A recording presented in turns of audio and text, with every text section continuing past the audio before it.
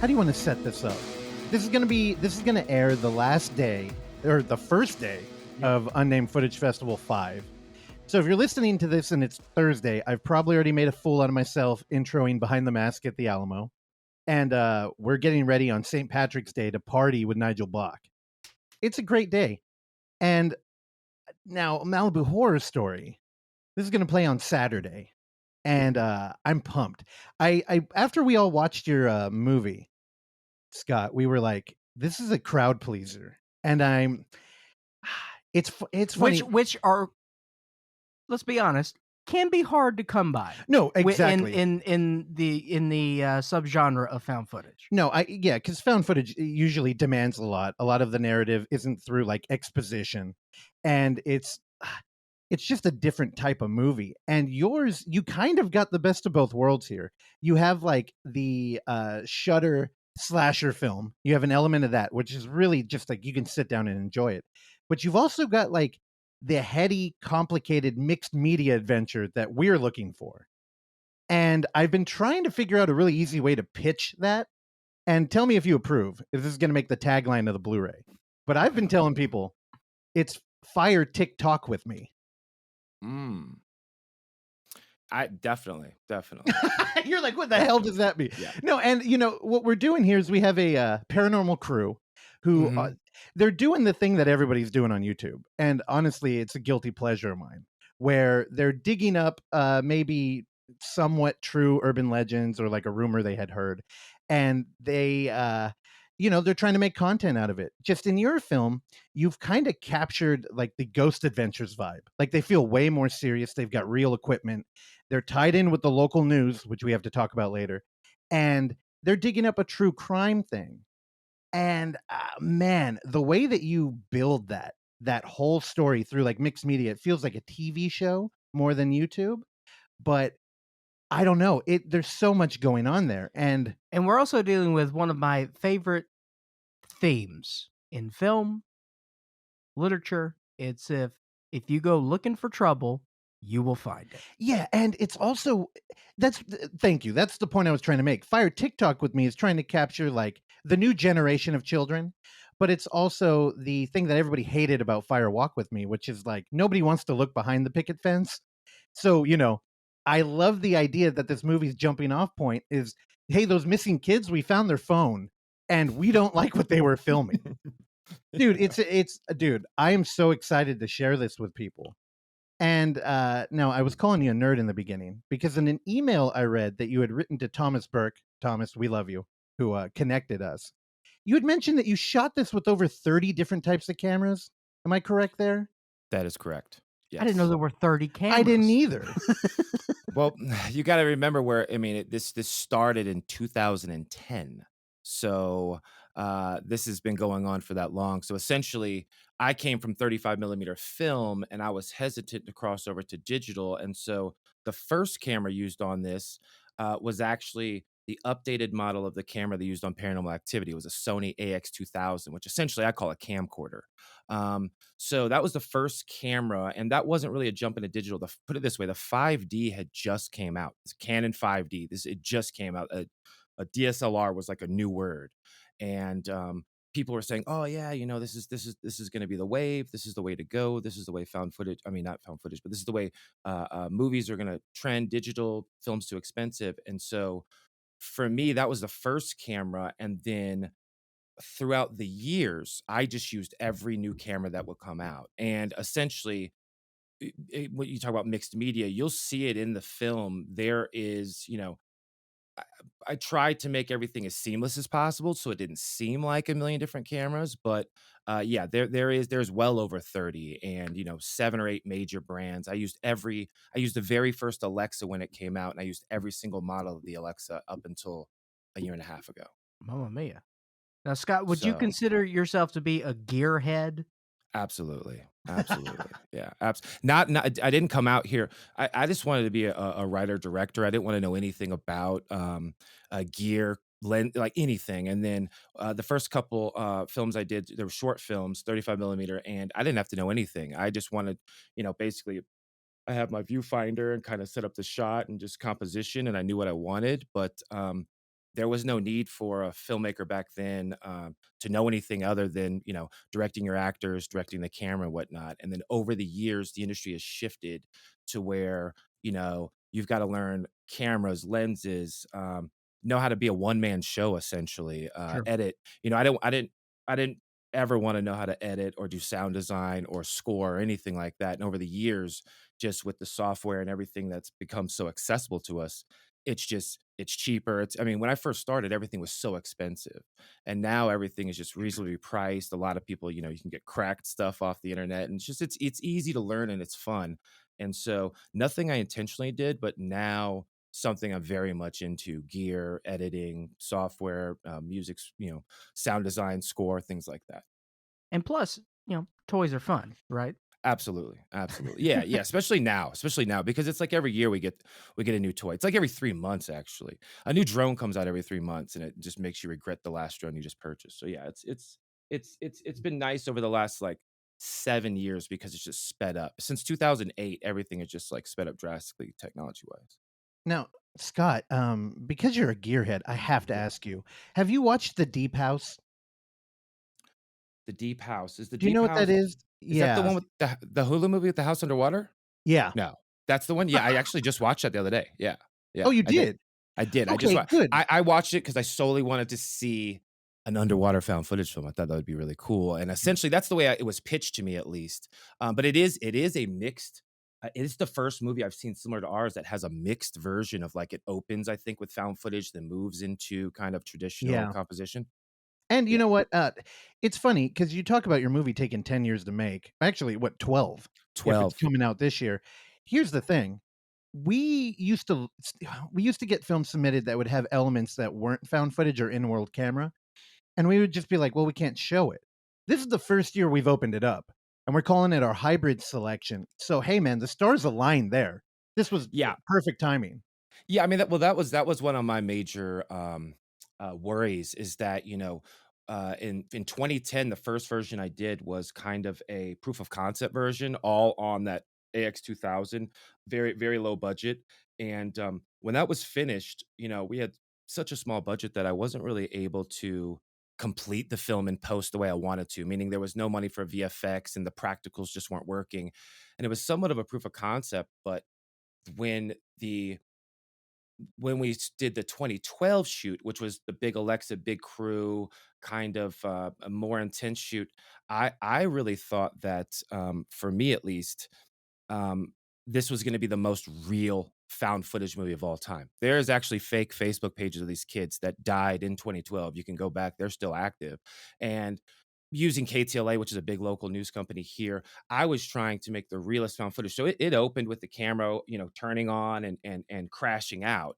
as most films did in the 2012 to 2014 range. Um, so that was the way it initially set out. And now over the years, with the kind of the studio system and the industry here in LA, has kind of shaped this movie into what it is now, to where it has kind of a traditional standard opening and closing, even though I still kind of factor in the footage element and POV in those openings and the ending. Um, it is a drastically different film than I set out to make. I set out to really make. I mean, I was hardcore. I would judge people's movies and just be like, dude, you can't have this camera angle. This doesn't make any sense. And so I had to figure out a way to kind of cheat that by making this kind of ghost hunter show, which allowed me to use score and things that you wouldn't be able to use. And I can use them kind of legally if you think about it, because I'm not really breaking the wall. It's an editor telling you, hey, she's making this as Yep. entertaining as possible. So I had to figure out creative ways to kind of maintain that footage, that feel. But yeah, it is weird because I was such a diehard found footage purist in the early between 2009 and 2015 that I was against everything that broke the wall, and now I'm trying to kind of make this kind of bridge piece, kind of a movie that kind of bridges both kind of a commercial appeal with like what I consider found footage purist interest, Well, are if you that makes still sense. really rigid? Like, if you watch a movie and they break a rule, are you like, "I'm done"? Um, I was at the beginning. Chronicle did it. Yep. Chronicle did it at the end of the film, and the excuse, we were actually working with Ari Raw at the same time Chronicle, so we were shooting our 2012 version around the time Chronicle was, and I remember the excuse that they were using was, oh, at a certain, this is the studio's excuse, at a certain point in time, the audience gets so used to this style that you can do whatever. And I was like, that's bullshit. I was like, that's bullshit. You cannot do it. So, early on, I was very, yes, I would just cut off a movie because people would send me movies. And, this is early on where it felt very underground still. So you had to go to the internet and like some weird link and just watch this movie. And so, I remember being very strict on the parameters I had set for what I consider to be a real found footage film, and over the years I've kind of let that go because the newer kids now that are coming up, they're content kids. They grow up with constant Yeah. content being delivered to them, so they're There's really the good at these word. short. Yeah, they're good at these short bites, and now with all this new technology and how well just an iPhone shoots, you know what I mean? Like we've seen what Sean Baker and Soderbergh have done with an iPhone, so we know it's capable. It's it's exciting to see, and I kind of feel like there's going to be some walls that are going to be broken, but they might be broken in a good way, I guess. So I'm No, more for open now. For sure. I only asked you because I think there's even been a change in like found footage culture where, like with paranormal activity, like after that wave started coming out, I think people really that's when it got stigmatized and people were just coming at like they're almost watching the films just to roast them. And I mean, that's kind of where a film fest was born. Where it's like there has to be people out here who just genuinely like them, and they're not like nitpicking every Dogma 95 rule they break. And I feel like now we're kind of there. I think people have loosened up a little bit. Like clearly, if you don't give a fuck and you're not making an authentic attempt and you're just breaking rules, I mean, that just comes through and people will hate it. But I think now you can have background music in a film that just doesn't make sense and people won't like jump on Reddit and be like, "Hey, this is garbage." Definitely. Yeah, yeah. Authenticity early on was huge. And like I said, the studio system just grabbed a hold of these. Found footage became a hot buzzword here in town as soon as paranormal. Once paranormal got all those signatures and got into theaters, that after the amount of money they made, that just became the buzzword, the hot word. Everybody wanted to make them, and I they were cranking them out so fast that Yeah. it was kind of hard to keep track. And I would say that through the years, at least, the authenticity. I've always said found footage is exactly like it sounds. If you're walking down, because this has happened to me before, if you're walking down the street and you find a tape on the ground, right, on literally on the ground, you go home and you pop that in. The things that you're watching are the feelings that you feel being, someone's like intimate moments. I'm not talking about sexual things here, but I'm saying like, Oh, too bad. you're seeing Murder. candid moments of people, and What was on the it tape you feels. found? It was actually two guys hunting. They were hunting. This is like in What? Ooh, I was really 1990, hoping that one was gonna be humping. 1996. 1996. Yeah, 1996. Two guys hunting in the woods. Yes, Have you they ever were used the hunting like. footage? No, no, this is 96. It was just something that impacted me early on. I think I just saw I was very young. I just saw Blair Witch in the theater, and I found this tape. I also lived in Maryland close to those Burkittsville woods, and I Oh, grew up kind of in those rad. woods. So Blair Witch hit me kind of hard. And yeah, I found the tape. So just little things that made me think of like the authenticity of kind of what I consider start stop recording. That's the editing style you need to follow, as your Ooh. camera's constantly starting and stopping. And a lot of people have kind of let that go and kind of forgotten about that also because like transition packs and editing packs, now people want the coolest transitions, and it's really just trying to get as simple and back to basic as just, hey, I've got a camera, I'm stopping, I'm starting, I'm stopping, I'm starting. That is your editing process right there. We have talked to so many people from Maryland. Yeah. I'm gonna say too many. Yeah. Okay? Keep your Old Bay and your crab cakes over there. Oh, that yeah. So I only lived there for a couple years, but my girlfriend's from Manhattan. Anytime we go there, we drive down and we do go to Chesapeake Bay and we do eat crab. It's amazing. I mean, you gotta do it. You gotta do it. Man, it's incredible how many like people end up making found footage films from that area So too. many. We've talked to so many. And with the stop start recording, like the editing style, I believe the late great Eric Christopher Myers had figured that out with what he had the camera where you press a button, right? And it will start recording. So when Yeah. you let it go, it would stop. And I'm like, I feel like that was a really easy way to transition into that. But now, Scott, there's so many things I want to ask you about. I'm going to go back to when I brought up the Deep House because I need clarity from a gearhead. What the hell was that underwater drone they were using? I have no idea, to be honest. I actually just watched this a couple nights ago in a hotel room, so it's funny you bring this up, so it's fresh in my mind. But I don't know. I was interested in the film because I was like, "Holy shit, it's underwater." I mean, just another, Yeah. just anytime there's something slightly different, it interests me, especially in this genre. And I don't know. It makes zero sense, but I guess, the little wrist thing watch thing he had that would just Yeah. control it, it was almost like a futuristic robot that he could tell what to do, and it would just do it, and so, like, to me, there was I mean, I think a lot of the audience could buy it, but yeah, I don't know, but it was cool to see a house underwater and it kinda being shot in that way, but I don't know what was up with that underwater Okay, film. now, I've never heard of that. I've seen remote, like, I've seen, Canon cameras in underwater housing with these little, like, propeller remotes where it helps scuba divers go along, you know what I oh. mean? But I've never actually seen something like that, and I definitely never seen an interface like what he had on his watch. That was complete bullshit. So, see, you're the perfect one to talk to because I mean, we do talk to a lot of found footage filmmakers, but mostly they're, aspiring filmmakers who get into the genre because of budgetary reasons. Yet you're a director who actually has worked with the studio system here. And I feel like the Deep House is a weird mix of uh, like when we're making found footage, there are different approaches you can take. And one I like to do when we do like writing for companion pieces at UF or anything, I like to find reality and bury fiction in it.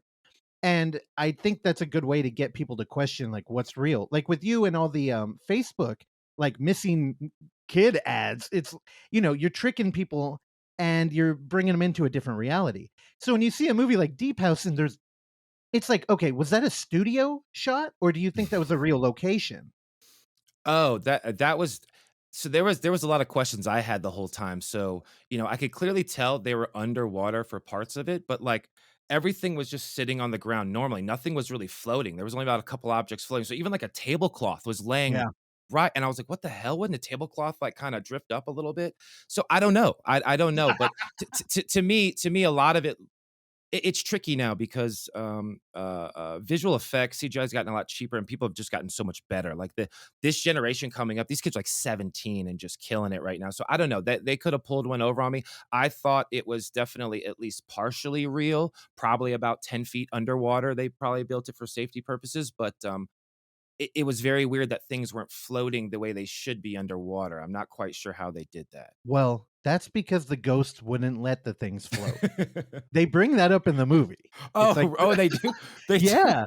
Actually, that's one of the reasons why I'm so smitten with the film was just, it's a new reality. Clearly some of that stuff was in a lake because they had like concrete stairs going down. You're like, "Whoa, that's gnarly looking anyway." Yeah. But then even just the story building, like I mean, there are tropes as old as times with haunted house movies, and in that one they're like, "Hey, the books aren't degraded. Like they're just wet." Yeah, yeah, And it's it like, is wet. "Oh, the ghosts are Yeah. keeping them alive." Yeah. Yes, yes, Yeah, yes. so I'm bummed to hear that you don't think that drone is real because I'm like, how I have I I mean, never heard of that?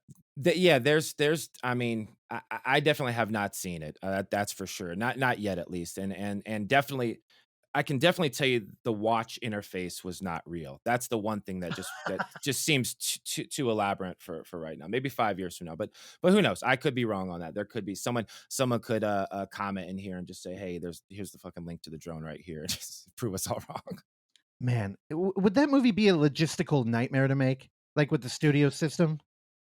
Absolutely. I mean, for me, there's the old thing was animals and kids. Never work with animals and kids. To me, it's water. It's water. Water's the trickiest. Yeah. So I would not. And I'm a water person. I grew up on the water. I love the water, but I would never shoot a film involving that much water. That's for sure. But I did like the way it opened. It kind of had the Chernobyl Diaries kind of feel, the way it kind of opened with this kind of montage, and then just kind of it felt uh uh natural, kind of organic, moving into kind of the standard filmmaking that it did. So I will give it props for that. I don't want to bash the movie or anything like that, and it was a No. cool idea. I see, I love the movie, but I think you did what I like more. Now, they use, vloggers to kind of they use vloggers as a character, so whenever we're not in found footage, we're dealing with, like, their romantic life. and kind of like who they are. And it's kind of got that like foreign highbrow kind of indie film thing going. And then we move into the gut of the movie, and it's kind of like low light entertainment horror. And I think it's kind of like, I don't know, for audiences it's weird, where you kind of went the reverse route. Like instead of having heavy exposition or like boring, like, pertinent dialogue, we have vloggers who, when you're on YouTube, the first thing you do is you tell people what you're doing. Like you got to get them hooked. And then we move into the footage. So you're kind of like primed. And then when the footage, like when the mixed media kind of true crime stuff you're doing, when we get into it, you're like, oh, this is kind of fucking heavy. And then we go to would you call it a rave? Or I know it's a birthday party, but It's it definitely was a rave. Yes, it was a rave. There was a lot of, yeah, it was a kind of an old school rave too. It's what we would call an old school rave in like a warehouse. So and now that was in 2012, but now you all didn't just roll into a rave, right? Or did you set we that whole did. thing We up for the did. shoot? Well, Oh, That's what I'm talking about.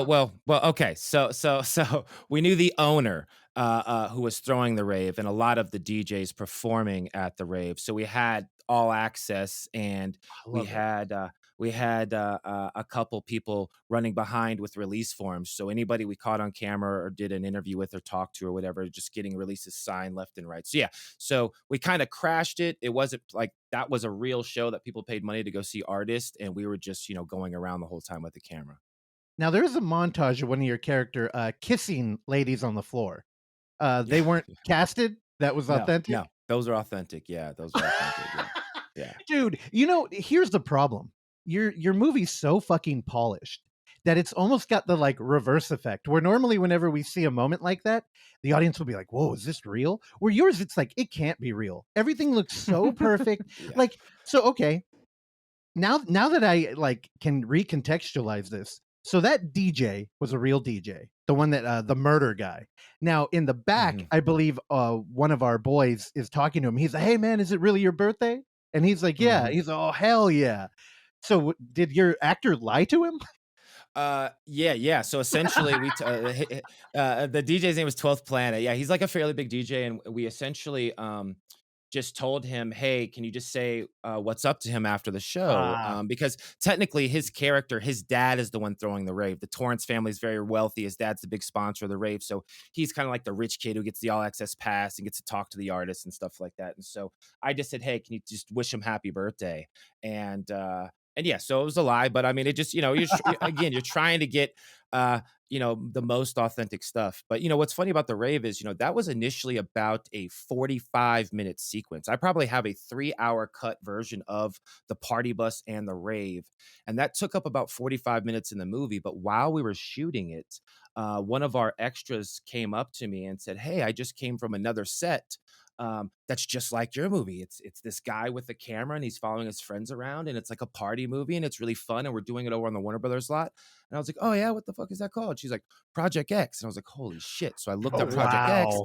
and we had a friend that was actually in the movie, and and they were like, "Oh yeah, this is a big deal. Warner Brothers were on the back lot. It's a big party movie. There was big people involved." And so I was like, "Damn it, they're gonna come out before us. It's gonna look like we just try to rip them off." Because this was really initially the tagline for this film was "Party then Die," and it was Oh, literally 45 minutes of partying and then 30 minutes of dying. That's really what it was essentially. So, I had to that sequence initially. My first cut, like what I presented to everybody, was like, "Here's a 3-hour version of the rave," and it was super found footage. You stop, start, record all authentic. And then we cut that down to 45 minutes. And then after we found out about the Project X thing, because this is still in 2012, 2013, I cut it down to, I think, 20 minutes. And then I think in the Now film, you see the party bus and the rave, it's under 2.5 minutes yeah. altogether, I believe. Now So just weird. you're clearly a very systematic thinker and a gearhead. So when you're crashing a rave, were you like out in a van monitoring it like remotely, or were you on the floor with a camera?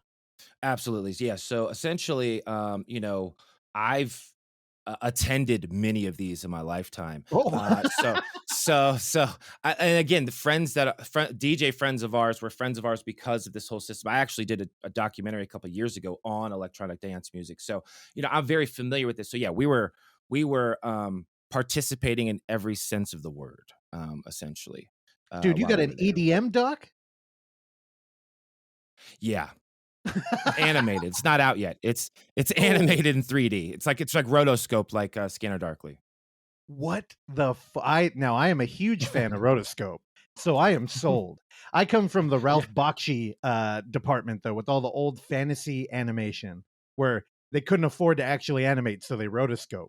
So I'm here for it. Yeah, Also, it's I know taken nothing forever, about but EDM. it's yeah, I mean, it was just really just a genre that kind of came out, especially here in LA, and you guys know it in the Bay Area as well. Somewhere around 2010, the indie scene just turned into this kind of dubstep, got really big, and then EDM just exploded. And I thought it was going to be a bubble that was going to burst. So No way. Yeah. the whole project was about a bubble bursting, and instead it just keeps going, and now it's solidified. It's like hip hop. Hip hop came out, we all thought it was going to be a bubble, it solidified. Now we can't even remember when we thought hip hop was a bubble, and so yeah, that's basically what it is. But yeah, it'll be out sometime in the near future. Now, I myself have been to a couple of raves. The only ones I've ever been to, though, had a map that you had to pick up at a designated parking lot spot, and then you drive up into the mountains, and then you get lost for 2.5 hours, and by the time you find it, you feel gross and don't want to do anything. Yeah, so that's a lot of the interviews. I wanted people like you to tell me that story because Oh, I okay. never got to experience that personally. The stuff I was doing out here in LA were just friends that were DJs, so we would just go and just kind of hang out, and then just kind of became a fan that way. But those amazing stories where you would dial a phone number, it would send you to an address, you would be at a street corner, a guy would hand you a flyer, you would go up to, those stories are amazing. So a lot of people spoke about those. So I'm very jealous of that. I wish I would have been able to have, especially in the Bay Area, that a lot of people came from the Bay Area talking about those specific kind of set of rules to these secret places.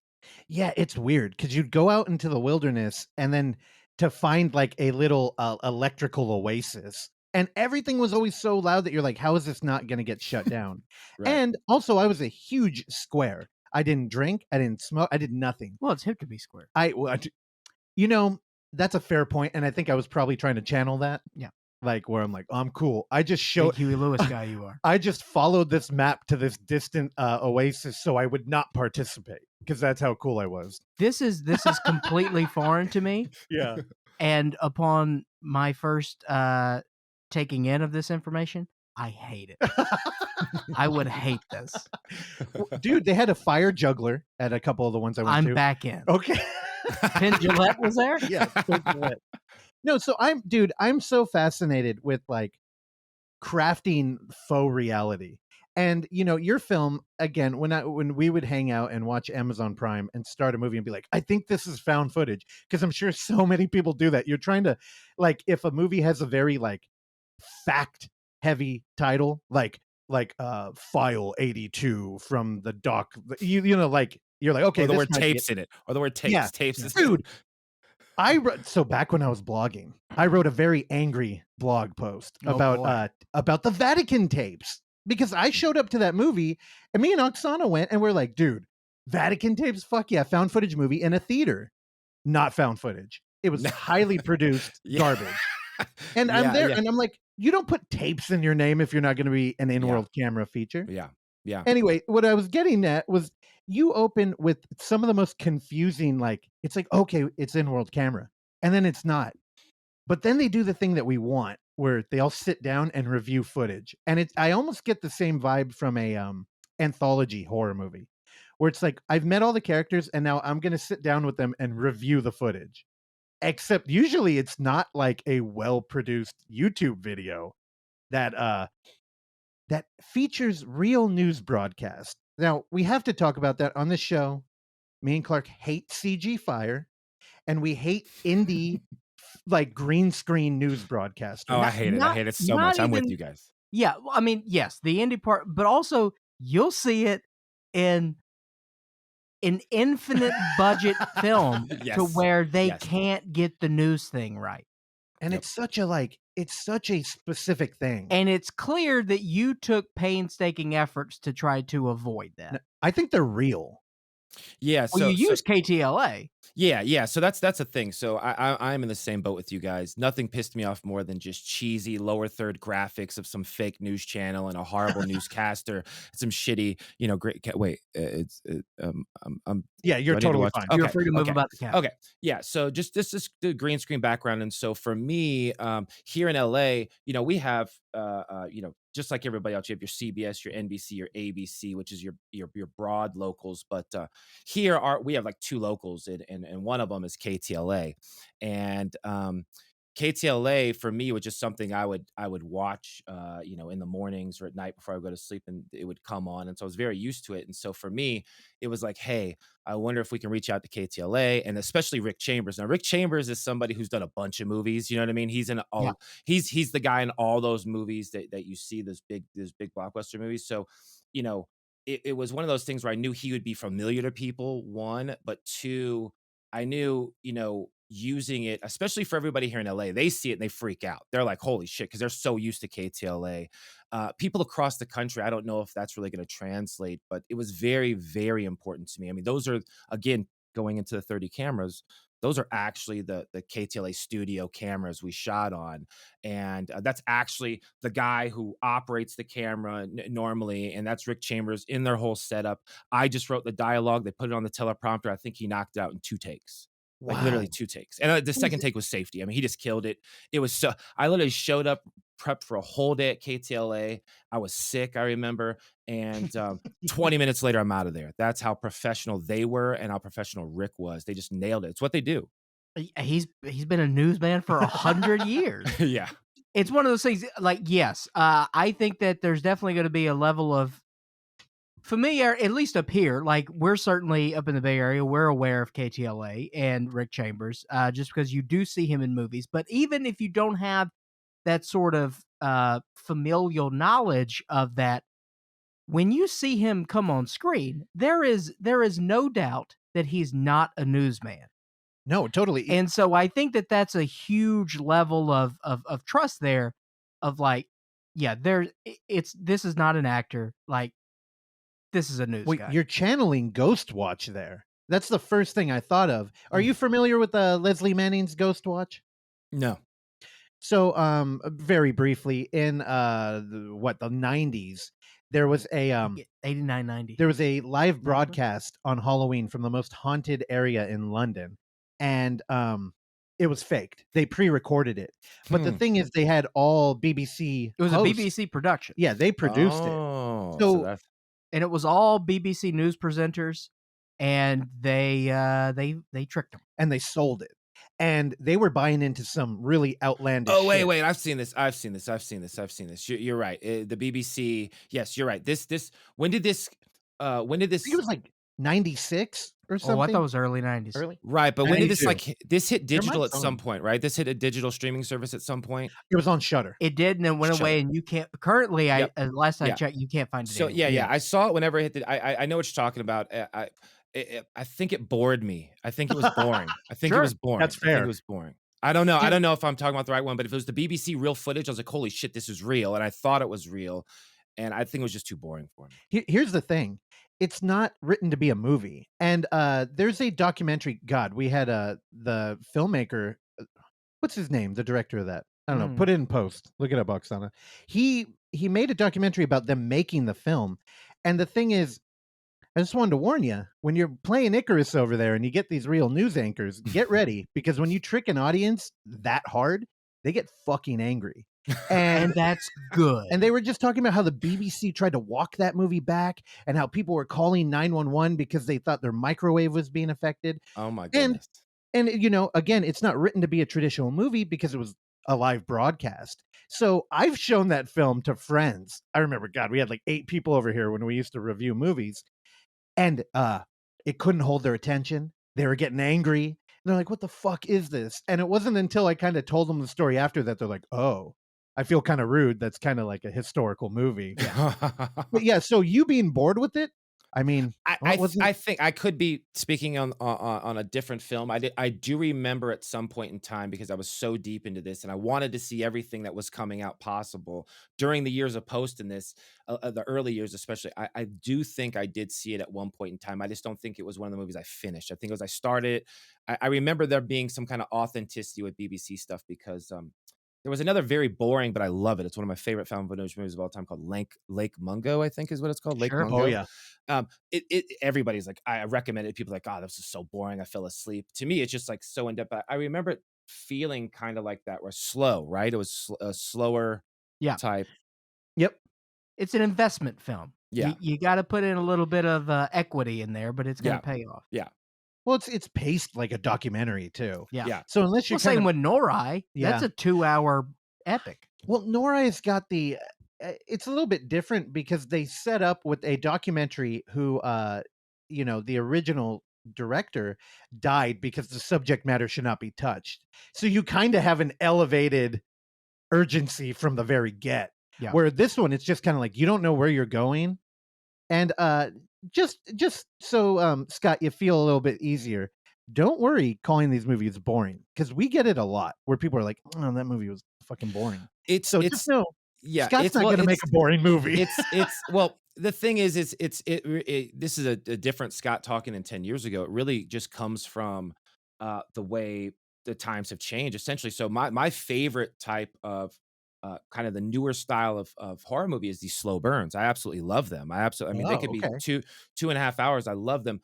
The thing for me is in this genre of found footage, the patience factor and the attention span has gotten so short that again, I'm gonna have to say it with content kids and we've test audience this movie for age ranges, and I can tell you that this movie, it's 85 minutes and I think 10 minutes are credits. So, it's as short as possible and as tight as I could possibly get it to keep you engaged because again, feedback over the years, it just happens. I mean, early on, it was just like, man, you've got an hour-long documentary. This shit is boring. That's before I incorporated the kind of ghost hunters type show. And I incorporated that solely because that was becoming very popular. Ghost hunter TV shows were just all over the place. They made like 100 of them got greenlit in 1 year after the big one blew up.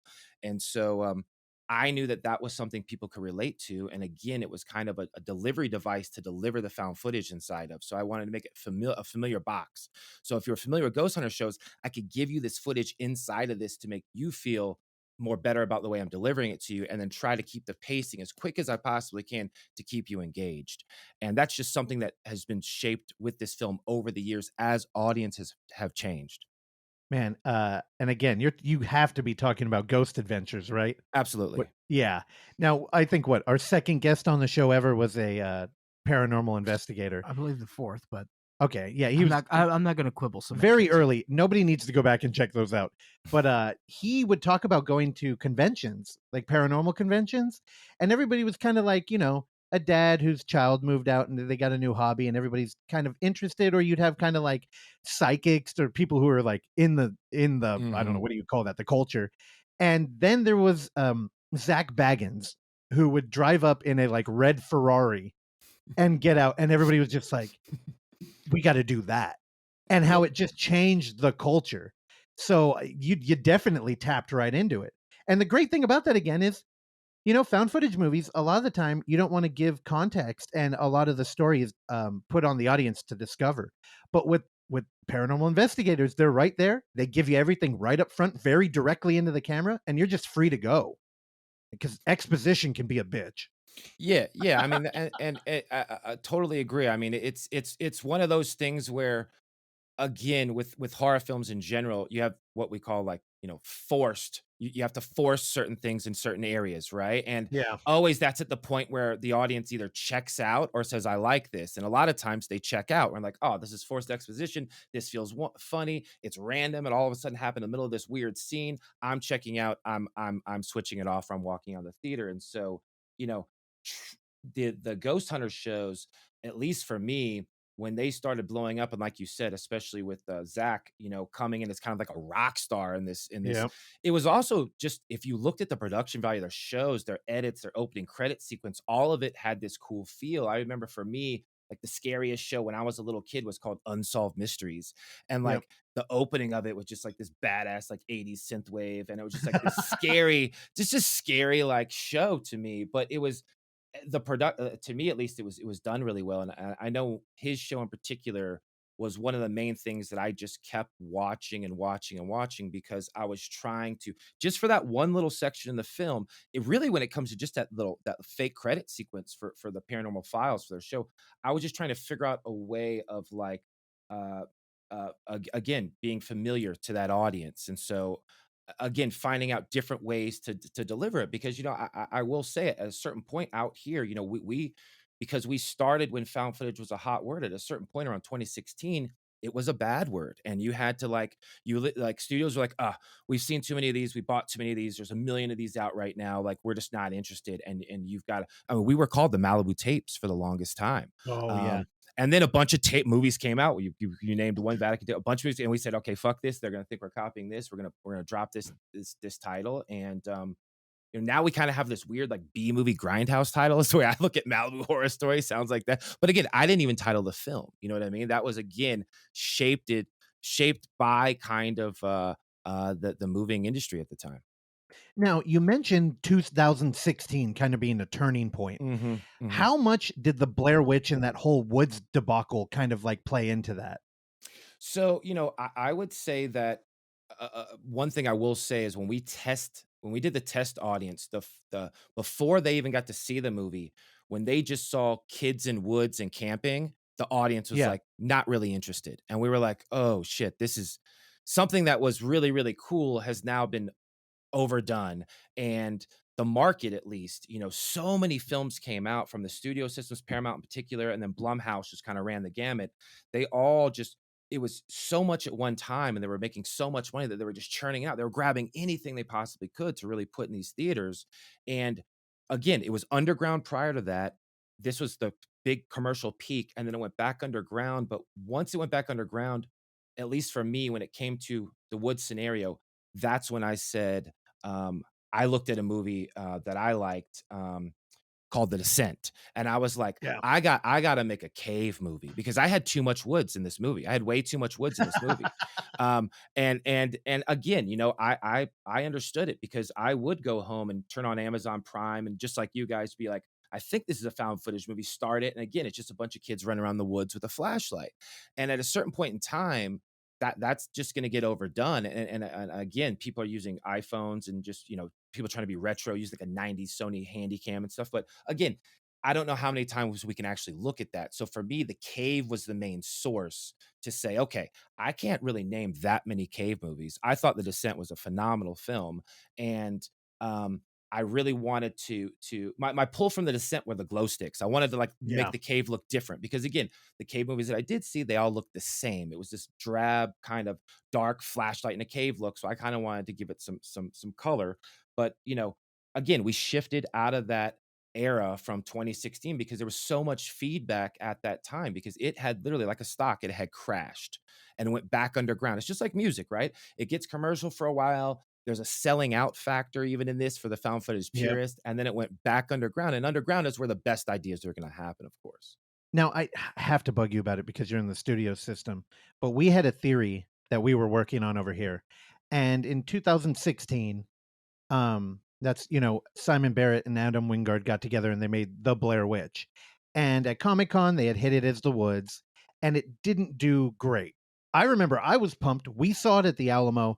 They gave out enamel pins as a stick man. It was incredible. I loved it. I actually think they made exactly what every bitching audience member took away from the Blair Witch Project was, there's no witch, nothing happens, blah blah blah, and they answered everything and kept it in world. So I think they made the sequel that the internet cried about, and it didn't go over well. But Yeah, I liked after it. that, I liked it. I dude, liked I it. loved it. I thought it was Yeah, great. I liked it. Um, I think Simon Barrett and Adam Wingard, they get it. They understand. And with like VHS, one of the things that happened to found footage is we're not really lingering in like voyeurism anymore.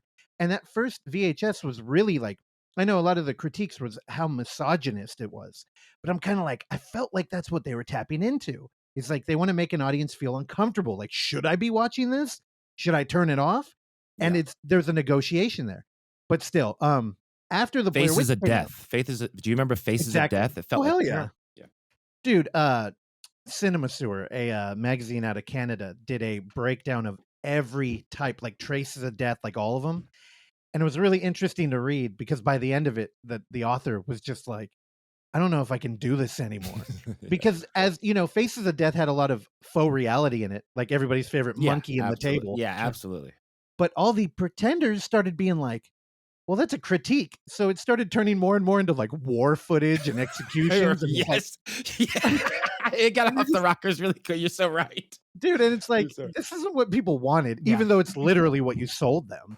right. Agreed. Yeah, I don't know. But Agreed. still, I feel like the last big, it wasn't really big, but the last studio made found footage film that hit theaters was Phoenix Forgotten. Did you check that one out? Absolutely. Yeah. Phoenix. So that is actually the reason why that one was studied by me so much is because it was released by a smaller distributor after the wave had ended and was kind of risky. I remember the budget plus P&A was around $3.5–4 million, and they really needed to make that. Whoa. They really needed to make that money. And for me, again, I went and saw it, in the theater, and again, trying to hope that we're sitting here with the movie still in post, still kind of tweaking, and we're hoping that this continues on. Of course, you know what I mean. At least the commercial success, the financial success of these films. But Phoenix Forgotten was one of those ones because the Gallows was the last big one that really hit. That's right. That hit because it made 20 million here in the States and 20 million overseas,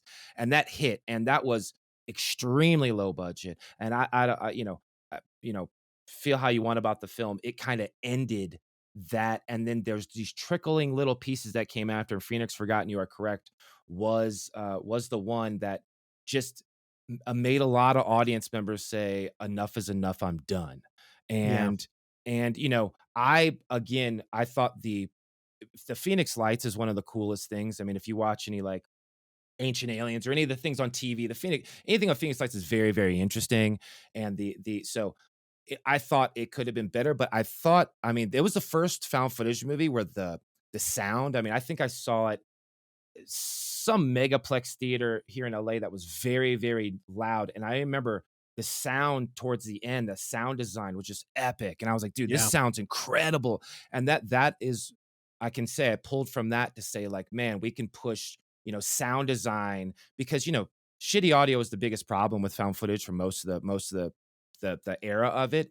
But when I heard that, because there was another one too, it was like The Fourth Kind, which was kind of mixed, mixed mash, Not a fan. Yeah. but the sound, some of the sounds were just incredible, and definitely hearing it in a theatrical setting, again, it kept making me think that these films need to be seen in theaters. I kept saying that over and over again. Hey, Absolutely. that's how we got here. Because Yeah. I used to argue, like I'm lucky to have a little group of friends that like horror movies, and I would always be championing found footage. And they'd be like, nah, it's whack. And I'm like, well, you're watching it wrong. You have to be in the room. You have to pay attention. You got to have the music loud.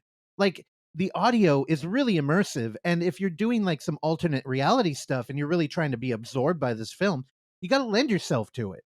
So Phoenix Forgotten crushed. I remember being in the theater. I loved it. Also, Mhm. I can confirm, without a doubt, the Phoenix Lights is the only interesting thing about Phoenix. Well, while we're talking about sound design, now when Thomas Burke put me on the Malibu Horror radar, he was telling me a little bit about your sound design. So can you like run us through that process and who you collaborated with? Yeah, so essentially, when this started in 2012, we were working with Paula Fairfield, who's done like Lost, Game of Thrones, all of Robert Rodriguez's movies. So she was bringing in just these incredible kind of animalistic, kind of like borderline, sci-fi Jurassic Park sounds. She had Oh, a lot of these. So we took a lot of those, manipulated those, and then we had my composer Josh Lim, he came in because I was very obsessed with some of the newer films in the theaters, the James Wan Insidious and Conjuring. I think his name is Joseph Bashir. I don't know how to say his last name properly, but he had this crazy kind of sound design that reminded me of the 80s a little bit. And so it was trying to combine those two kind of sounds and themes, and then manipulate it to make it our own, and again push kind of the limits on level as well. Try to Yeah. push it. So if you watch this movie loud in a theater, I mean, we just got a new 5.1 mix done at Photochem here, and we just heard it at the Chinese theater here now, and it's fantastic. It's fantastic. So we pushed the limit on it, but yeah, we really went to town with sound design, and Paula Fairfield and Josh Lim did a fantastic job for us. Man, sound design is so important. And it's one of those, that's got to be a thankless damn job. Because when you do your work right, nobody's even thinking about you. Sure. I want to jump in here. In sound design, obviously very important. Another thing that's very important is location. So I want to know about the caves, Scott. So first thing, I hate caves. I don't trust them. I don't want to go anywhere near a cave. One time when I was a child, we went to this cave place. I threw a fit. I hate it. I like Nick Cave. I like the Bat Cave. Those are the two caves that I sign off on. So what was the location scouting with that? I mean, how many caves did you have to go dig through? How many days of shooting were you in there? Right. So, well, you would love this. So we actually did use the Bat Cave, the original Adam West Bat Cave, right below the Hollywood sign in Bronson Park. Get out of here. Yes, that is the original Bat Cave, the Adam West. Is it a real Bat Cave or is that a studio thing? It's an actual real structure that Adam West Batman used, cool. and tons of movies have used it. So, like, if there's a random scene at the end of Cabin Fever where all of a sudden he's in a cave, like dying, that's the same cave. It's been in like a million movies, but everybody chooses to use it differently because it really is just one entrance and one exit, and you can put up green screen backdrops like we did and kind of make the cave look like it goes on infinite and things like that. So that was the one cave we used. Again, this is very weird. It's right below the Hollywood sign in Bronson Park, and it is a real structure. It is kind of crumbling now, but it is a real structure. And then the main cave that we used was built for a TV show called Weeds. It's in Santa Clarita on a what do you call it? Got too excited for that. Yeah. So it's built on location where they have like a mini coliseum, like an army base. They have all the different things. I can't think of the name right now. What those are actually called, but essentially we got that cave, and it was only so big, and so we just kept building onto it, and trying to make it as twisty and turny as possible. Because for Weeds, it was just like one entrance, like a hideaway, and then an exit. So we wanted to make a bunch of. So we built onto that cave, and so we spent pretty much the entirety of the shoot in those two caves, essentially. And this is before we had to wear masks for COVID. So we just had masks on because, it was so dusty and dirty because these are real caves, real dirt. I mean, the one we built isn't real, but it's real dirt, real everything. Plus, I've got a fog machine guy coming and fogging the whole thing up, and a guy sweeping to get the dirt up in the air and stuff like that. So it was quite difficult. Very, couple times I had almost panic attacks from just being kind of somewhat claustrophobic after like a 12, 13 hour day. And you just got to step outside and get fresh air. But yeah, a lot of coughing up dirt and stuff and things like that. And it was difficult, but it's definitely cooler to shoot in a cave. I mean, we scouted a lot of places that were farther out. There's not a lot here in Los Angeles.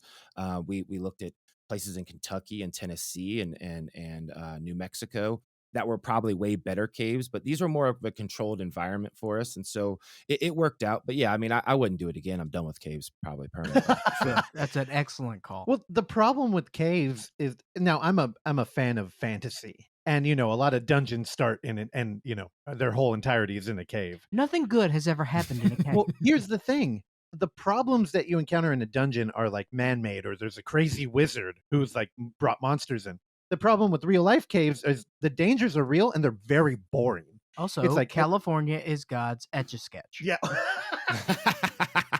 But dude, no, like he said, you don't want to breathe in shit. Being claustrophobic is a problem. That's a Robin Williams joke. cave-ins. That's a thing. Yeah. I'm trying to power through that Robin Williams thing.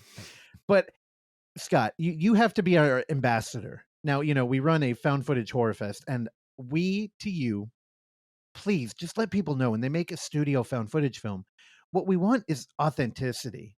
And I think you nailed it with like the rave portion and the mixed media and kind of anchoring the And the film. news. And yeah, and well, just having vloggers, like kind of like all the editing and everything is done through these like 20-year-olds who, are kind of partying in a cave. Yeah. And it's like, I feel like whenever studio films take it on, it's overwrought. Like they overthink things. It becomes kind of like hollow. It feels very studio. And I'm so taken aback that you're navigating that system with found footage. Like, are you a huge fan of the genre, or like? Yeah, absolutely. Yeah. So yeah, that was really it for me. Like I said, at somewhere in my early teens, I got to see Blair Witch in the theater. We all thought it was real. There was no internet, wasn't big back then, no social media, so it's just like word of mouth. And again, like I said, I grew up near those woods, playing in those woods, and it hit me hard. And then it was in 2009 when I was trying to figure out a project to do that was affordable. So like for me, I'd always wanted to do a found footage movie because I think between the Blair Witch, I saw Blair Witch first, and then I got to see. I worked at a video store most of my teens. I think I got to see like this really just bootleg version of Cannibal Holocaust. I think that was like the first thing I saw, Yeah. and then it was things like Man Bites Dog, or what was it? The Last Broadcast. That was the other one. That Right. was Sure. yeah. And so I didn't have much to pull from because that was really all I had saw. But when Paranormal came out in the theater, it was Halloween night 2009. I was actually in the theater, and literally as soon as I saw it, I went home and I was like, "This is it. This is the next project." And this is actually gonna be a challenge to shift to digital from film. And I was just obsessed. And then once that started happening, it's just like I fell down the rabbit hole, and I just kept going and going and going and going. And just because again, to me, I don't really call it a subgenre. I call found footage horror a subgenre of found footage, the genre, because I've seen found footage comedies. There's that one Will Ferrell produced one. I think it's called like Virginity Hit. I don't know what it's called, but I've seen a couple comedies that were great. I've seen just outside of just horror movies. And so for me, I wanted to just see it all, the fake, the mockumentaries, the whole nine. And so for me, I just got so deep into it. But it really was when Paranormal came out, I saw that an audience dug it, and I got to see, for example, right now, the thing I always say is somebody who's 18 years old was 5 years old when Paranormal came out. So for me, that tells me that, you know, we're due for this resurgence and this kind of back to the surface. And with new filmmakers and new ideas, it won't look the same or feel the same. And so for this particular film, I do have a version that is all found footage from beginning to end. Is what we screen tested in 2017 down in Long Beach with a huge audience at the Regal Cinemas.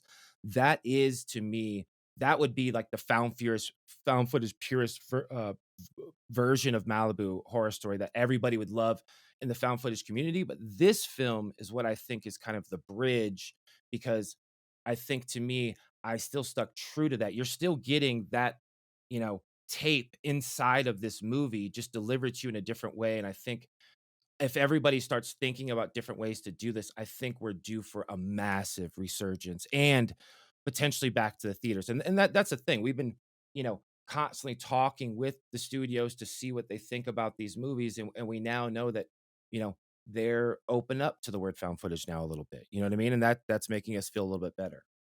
Well, I think one of the biggest problems the in-world camera genre faces is that the audience is so dispersed. Like there's no really, like, as a horror fan, you have many outlets you can go to. And one of the reasons we started this film fest was trying to bring them together, because you might be a rabid found footage fan and you've never heard of Malibu Horror Story or the tapes. And it's like all the horror outlets are kind of like, you're right, it's not just a horror medium. So it's not totally correct that you would go to them to try and find, a comedy produced by Will Hmm. Ferrell. Which was that called, like, Best Night Ever? I want Was to it? say it was called the Virginity Hit. That's what I said in my mind, but then I thought it was wrong. Yeah, I have no idea. Also, earlier I mentioned the documentary about Ghostwatch. That was Rich Lawton. It's Ghostwatch behind the curtain, Richie. just for people paying attention. But yeah, Scott, I think you've got you've got an uphill battle navigating these studio systems back in. I I'm glad you're the one doing it though, because there's no greater feeling than like a found footage movie hitting in like a mall. Like when you go out there and everybody's just on board. And I'm really chasing that again. And you know, luckily we're showing your movie in a theater, Yeah. and it's gonna be fun. Before we wrap up, can I ask one more question? Yeah, go for it. It's a technical question, and if we need to cut it, we'll cut it because I don't want to spoil anything. But Scott, I want to know how you did it. It's my favorite scene in the film. We've got. I'll speak very softly here. The tent disappears into the long dark corridor. That was incredible. How did that happen, Scott? So essentially, we'd attempted that multiple times, failed attempts multiple times, and then we brought in a stunt coordinator. His name is Steve Rizzo. He came in, and his idea was, let's attach the tent to a four-wheel drive Jeep, and let's yank it, and let's put some basketballs in there, and have the lantern in there. So we're just going to yank it with the lantern and the basketballs. So we tried that, and that didn't really Yeah. work. And then he brought in a stunt performer, Ashley's stunt performer, actually, and she was fantastic. And she's like, "I'll get in the fucking tent." And we're like, "Wait, what?" she's like, "Yeah, I'll get in the tent." And I was like, "Wait, the Jeep is going to yank this tent out of the out of the cave. This is hard ground. This is a real cave. This is the Bat Cave up in Bronx." I was like, "He's going to yank this thing. It's going to go forever, and you're going to be inside this." She's like, "Yeah, I'll fucking do it." So she did. She got in the tent, and what you see is an actual stunt performer in the tent getting dragged away by a Jeep on the outside of the tent, just cranking it as fast as he can. But I mean, I would probably say that over a 5-year period, we tried that, at least 20 times. And there were all failed attempts into the last one. And the It looked last one, incredible. well, I mean, like I said, when you say the word polish, it's polished because we've gotten the chance to polish it over years. It wasn't like we cranked this out in a year and just had a deadline. It was like, we can now take our time with it. We're not attached to anybody anymore. So it's more of a situation where it's like, we took, a lot of time to put this movie together, and there's a lot of elements involved. Like I said, there was a lot of elements. So many codecs, so many cameras over the years, frame rates. The FLIR camera shoots on a random frame rate. It can go from 2 frames per second to 28 to 160. So, there's so much that went into this on a technical side that, like, to me, we couldn't have done in just a year. You know what I mean? As a standard film. It's fantastic. And I'd hate to say it, but a lot of the things that, I really love about the mixed media is just, them looking at a map and being like, "Oh, here's where we're going and here's where we're driving," which I'm sure didn't require any camera use or anything, but Right. it's such an interesting way to like, I love when horror movies kind of give you the rules and it's like, "We break the rules, the ghost will kill us." And then they break them immediately. It's such a good way to ratchet up tension. And I think these, the paranormal shows, that's kind of what they're all about, except nothing ever happens. And yeah, that's not true for your film. And also, we could cut this bit out, but I just want to say thank you for giving a okay, so if I'm going to break this film down, we got a slasher movie bookending a found footage investigation. And the crux of the whole thing is that it's kind of like, we're in a technological paradise in America, right?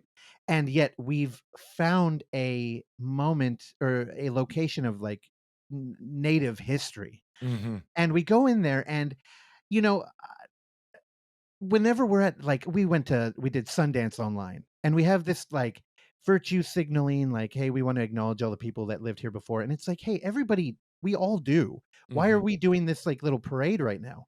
And I'm always like, I don't know where this is coming from, and it feels really hollow to me, and it's kind of offensive. And then in this movie, it's like you give it like real weight, and you're like, well, why is all this bad stuff happening? And it's like, well, these people showed up and they were fucking disrespectful. Right. And it's like, it's not like some hollow like thought crime. It's like, hey, we've found like legitimate like artifacts or history, and we could, and it's like, or we could just like party here and like fuck around. All right. And it's like these people, punish them.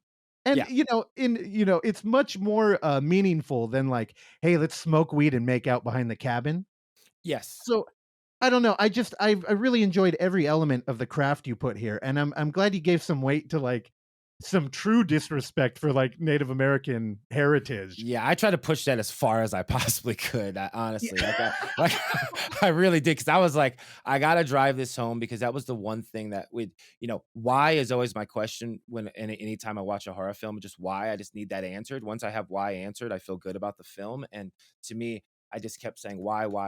And I just kept we literally kept taking it one notch and going, "Okay, is this too far?" And it's like, "No, let's go one more." And then, Yeah. there's true history behind this, of course.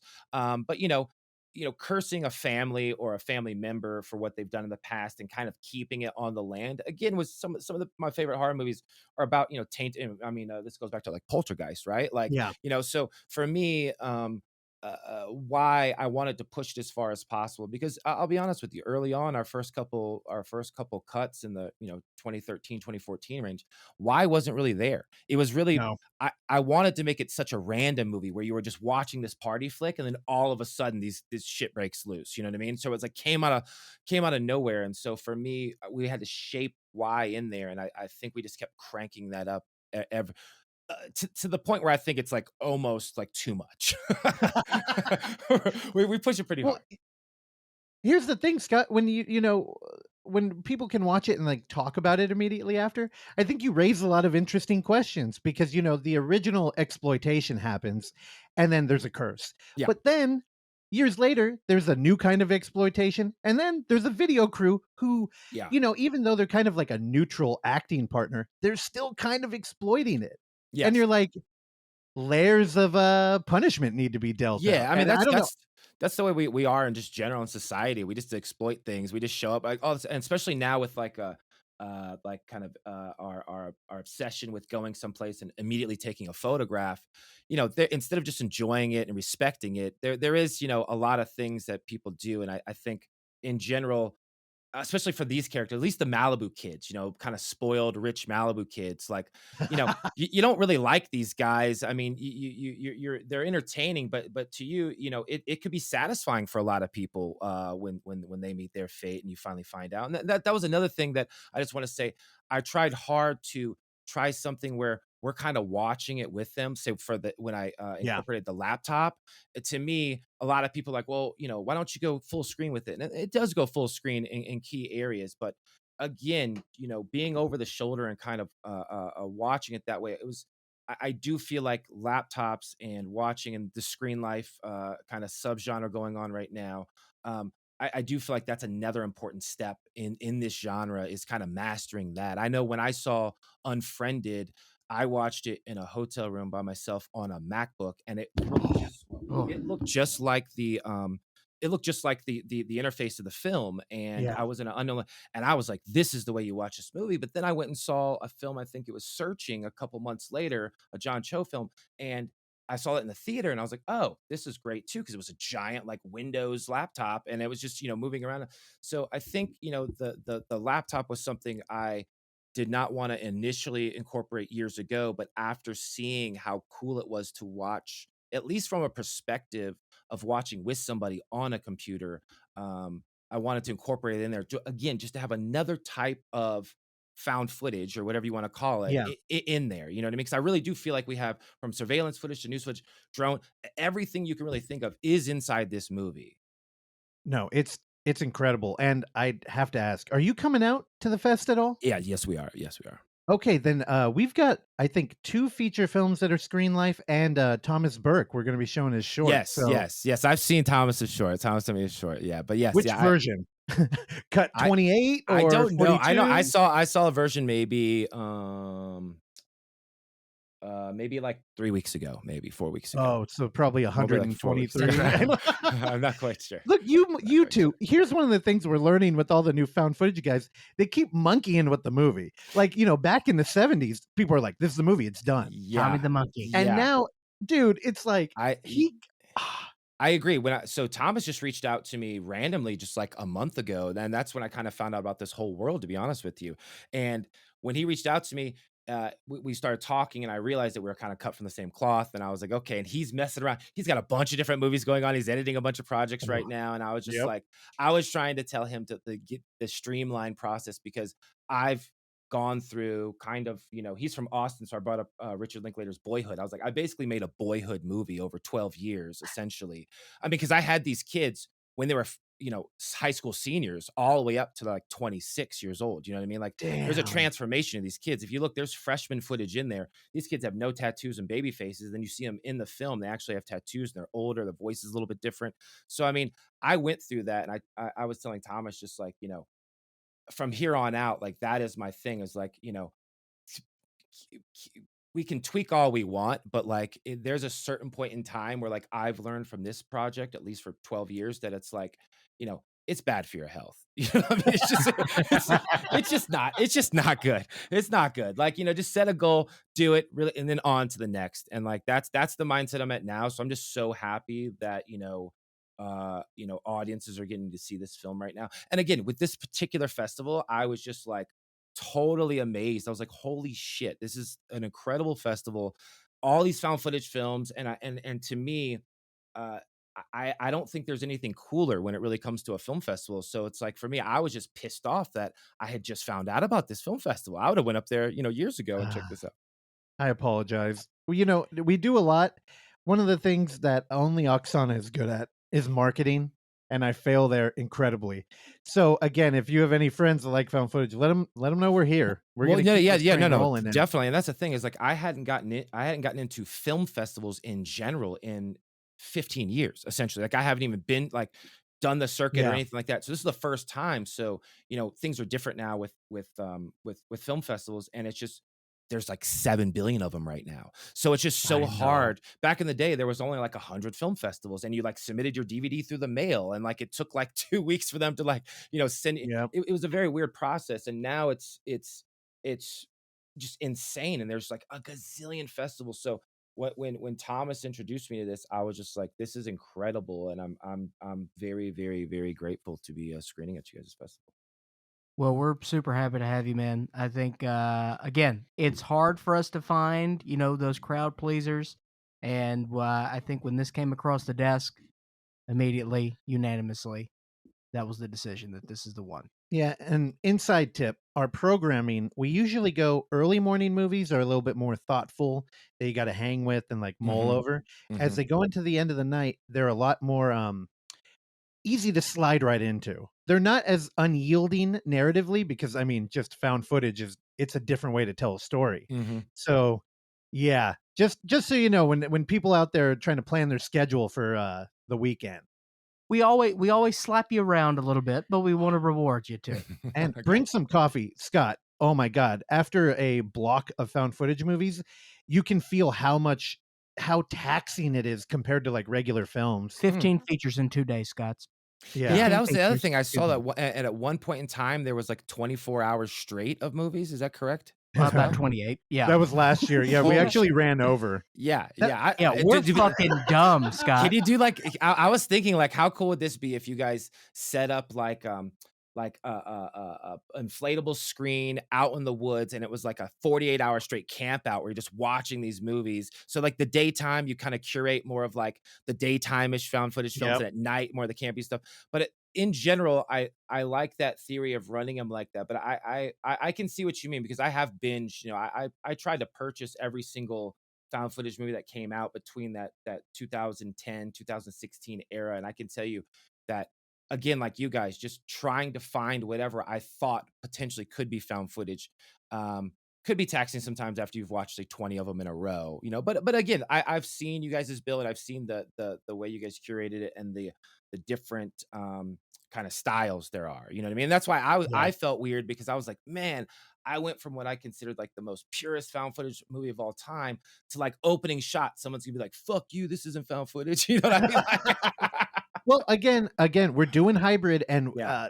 we can have the discourse that nobody else is doing. Yeah. And I Well, I think mean, yeah, I guess my thing is like I still do feel like it's like if you just give it a shot, you'll still see that all the footage still gets incorporated. I mean, that long Oh, opening Scott, shot no, leads no, to I'm them cutting you off there. filming. Don't make excuses. Your film is great, and one of the things you do is you're clashing a kind of traditional paranormal slasher with a found footage movie, and you really get to see in one film the different relationship as an audience member you have with slasher characters and with people in found footage, and you can really feel how, even in that recovered cell phone footage, they may not be the nicest people, but you get endeared to them really quickly. Right. And yeah, and you end up like rooting for them. So no, you made a great film. It's going to be a lot of fun, and I hope you're ready.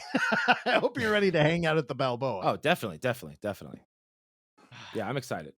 Great. Thanks again, Scott. Thank you for listening to this episode of the Overlook Hour. And if you would like to hear more, please subscribe to us on Apple Podcast, Spotify, or whatever your podcatcher of choice is. And while you're there, go ahead and give us a rating and or a review, which is a very easy way for you to support this show that we bring to you every week for years now, free of charge. And as always, you can find us on YouTube at The Overlook Theater, Instagram at The Overlook Theater, Facebook at The Overlook Hour, and Twitter at The Overlook Hour. Last but not least, you can send us your emails and tell us how much you like or dislike the show at overlookhour@gmail.com. And if you're nice, maybe we'll read them on the show. I've been your engineer, Randy Stat. Please join me along with Clark, Russell, and Oksana again next time. Bye.